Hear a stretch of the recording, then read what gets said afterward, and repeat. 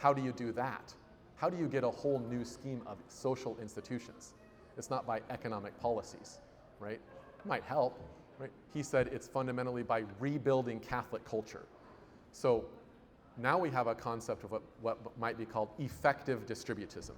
How do you have an effective distributism where property, which is the number one sort of focus of distributist activism, how to get more productive property distributed amongst more fundamental units of society, which fundamentally that's families, right?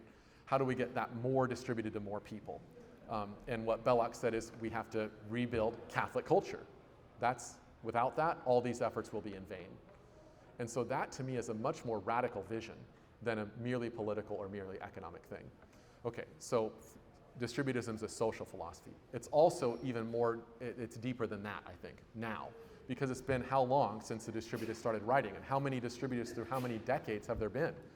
Right? Lots of different types of people, like myself, right? Mike here, you've got somebody like John Madai, right? You've got a lot of different people who vary on certain questions, right?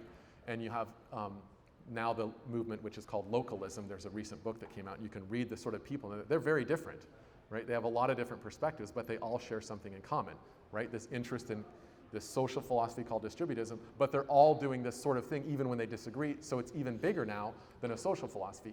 It's a tradition of thought. It's a tradition of thought.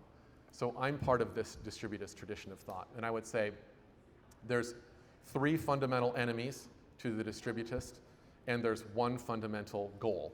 The fundamental goal is the health of the family, right?